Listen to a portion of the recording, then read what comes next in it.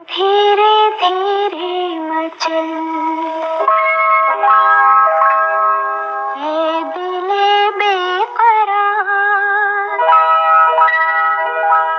धीरे धीरे मचल ए दिले बेकरार, कोई आता है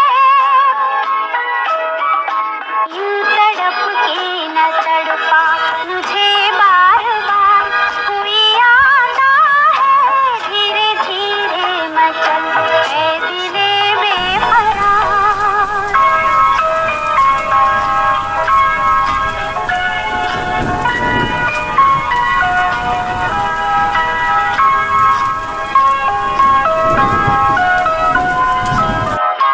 उसके दामन की खुशबू हवाओं में है,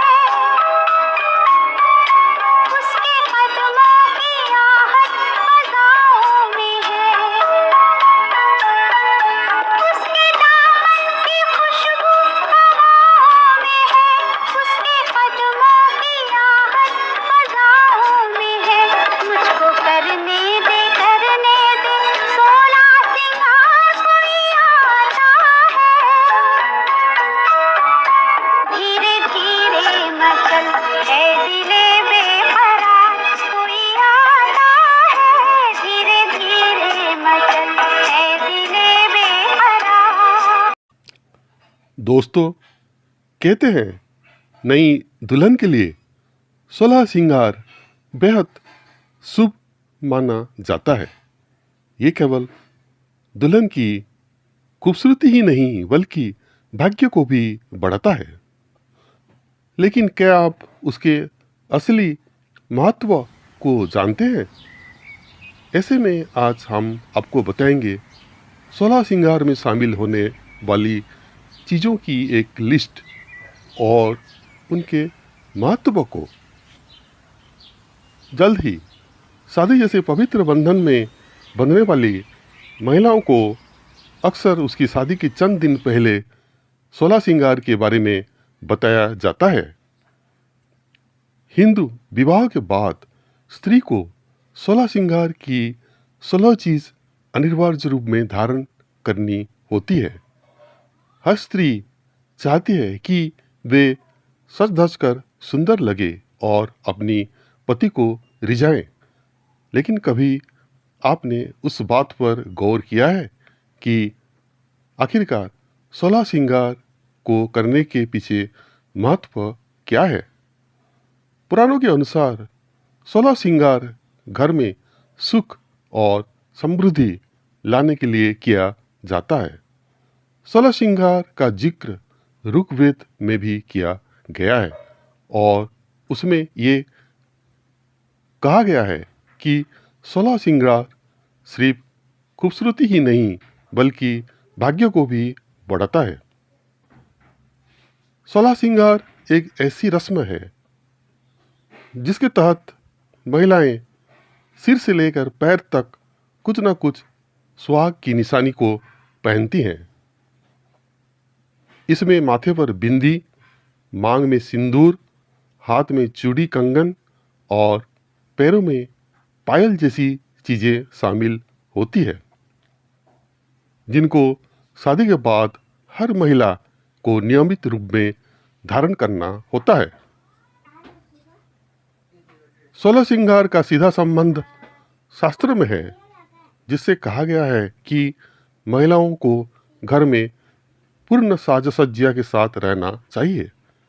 ऐसा इसलिए ताकि घर में मान प्रतिष्ठा बनी रहे। 16 सिंगार में माथे पर कुमकुम या बिंदी लगाना काफी शुभ माना गया है। पुराने समय में सुहागिनी महिलाएं कुमकुम या सिंदूर की मदद से अपनी माथे पर बिंदी लगाती है। हालांकि अब सब कुछ बदल गया है। अब महिलाएं स्टिकर बिंदी का इस्तेमाल करती है।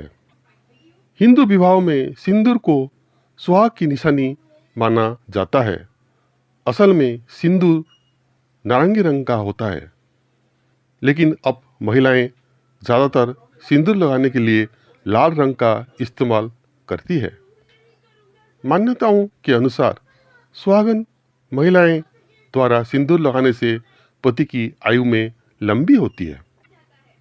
ज़्यादातर महिलाएं अपनी आंखों पर ध्यान नहीं देती, लेकिन मोहतरमा, आपने सुना तो होगा ही कि आंखें मन का आईना होती है। काजल एक ऐसा श्रृंगार है जिसे आंखें पर लगाने से चेहरे की खूबसूरती दोगुनी चौगुनी हो जाती है। साथ ही साथ अगर नए दुल्हन डेली काजल लगाए तो उसे किसी की बुरी नज़र भी नहीं लगती। जब तक हाथों में मेहंदी न हो, हर दुल्हन का श्रृंगार अधूरा माना जाता है। पुराने समय से आज तक किसी भी शुभ काम में पहले सुहागन महिलाएं हाथों और पैरों में मेहंदी लगाती है।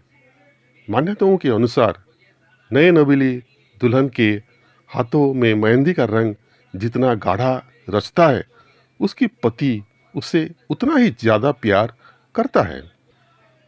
शादी में सुर्ख लाल जोड़ा सबसे अहम है। शादी के दिन हर दुल्हन आपको इसी रंग में रंगी हुई नज़र आ जाएगी। हालांकि आज के समय में कई रंगों में ब्राइडल आउटफिट आने लगे हैं, जो कि देखने में काफ़ी सुंदर होते हैं। शादी के बाद महिलाओं का सबसे खास और पवित्र गहना होता है मंगलसूत्र। उसके बिना सुहागन का श्रृंगार अधूरा माना जाता है। काले मोतियों से पिरोया गया विश्वास पति पत्नी के रिश्तों को और खास बनाता है। अपनी शादी के दिन दुल्हन नथ को जरूर पहनती है। एक तो ये आपकी खूबसूरती में चार चांद लगाती है, और दूसरा 16 श्रृंगार में से एक श्रृंगार ये भी है। इतना ही नहीं, शादी के बाद महिलाएं नथ की जगह नाक में लौंगे पहनती है। शादी से ठीक चंद रोज पहले सगाई की एक रस्म की जाती है, जिससे वर वधू एक दूसरे को अंगूठी पहनाते हैं। अंगूठी पहनाने का उल्लेख प्राचीन धर्मग्रंथ रामायण में भी है। अंगूठी को सदियों से पति पत्नी के आपसी प्यार और विश्वास का प्रतीक माना जाता रहा। दुल्हन की कमर में पहने जाने वाले आभूषण को कमरबंद कहते हैं। कमरबंद में नववधू चाबियां का गुच्छा लटका कर रखती है। ऐसे मान्यता है कि कमरबंद पहनना इस बात को दर्शाता है कि सुहागन अब अपनी घर की मालिकिन है। कहा जाता है कि सुहागन महिलाओं की कलाइयाँ सुनी नहीं रखनी चाहिए। वे हमेशा चूड़ियों से भरी होनी चाहिए। बता दें कि चूड़ियों के अलग अलग रंगों के अलग अलग महत्व होते हैं। अगर लाल रंग की चूड़ियों का बात करें तो ये उसका संकेत देती है कि शादी के बाद वह पूरी तरह खुश और संतुष्ट है। जबकि हरे रंग की चूड़ियाँ इस बात का प्रतीक है कि शादी के बाद उनके परिवार में समृद्धि आएगी। बाजूबंद दुल्हन की बाजुओं पर पहनाया जाता है। बाजूबंद का आकार हाथ में पहने जाने वाली कड़े की तरह का होता है। ये आभूषण सोने या चांदी का होता है। पहले तो महिलाएं हर समय बाजूबंद पहने रहती थी, लेकिन आज के समय में ऐसा मुमकिन नहीं है। इसलिए महिलाएं खास मौके पर ही उसको पहनती हैं। बालों का संवारने और उसकी सुंदरता बनाए रखने के लिए ही नहीं, बल्कि गजरा 16 श्रृंगार का सबसे प्रमुख हिस्सा है। गजरा लगाने के लिए आप चाहे तो जुड़ा बनाकर उस पर गजरा लगा सकती है। आजकल दुल्हन की ज्वेलरी में भारी भरकम नेकलेस और बड़े बड़े इयररिंग्स खास है। वहीं माथे पर लगाने वाले मांग टीके को हम कैसे भूल सकते हैं, जो ट्रेडिंग होने की साथ साथ दुल्हन को काफ़ी डिफरेंट और ग्रेसफुल लुक देते हैं। मांग टीके को माथे की बीचों बीच पहने जाने के पीछे भी एक मान्यता है। उसके अनुसार मांग टीका सिर के बीचों बीच पहनने से शादी के बाद नववधु अपनी जीवन में सही और सीधे रास्ते पर चलती है। चांदी से बनी पायल भी सुहागन महिलाओं के लिए शुभ मानी जाती है। खास बात यह है कि पायल और बिछुओं को चांदी से ही बनाया जाता है, क्योंकि सोने को हिंदू धर्म में पवित्र धातु का स्थान दिया गया है। ऐसे में अगर महिलाएं पैरों में सोना पहनती है तो वो भगवान का अपमान माना जाता है। बिछुआ को पैरों की 2 उंगली में पहना जाता है। यह चांदी का एक आभूषण होता है। मान्यताओं के अनुसार शादी के बाद आने वाली सभी समस्याओं का दुल्हन हिम्मत के साथ मुकाबला कर सके, इसीलिए पहनाया जाता है। कानों में झुमके पहनना भी नववधुओं के लिए बेहद जरूरी है। कहा जाता है महिलाओं को शादी के बाद अपने कानों को सुना नहीं छोड़ना चाहिए। कानों में पहने हुए झुमके नववधुओं की सुंदरता में 4 चांद लगा देते हैं। पुराणों के अनुसार शादी के बाद नववधु को पति और ससुराल वालों की बुराई करने और सुनने से दूर रखने के लिए झुमके पहनाए जाते हैं।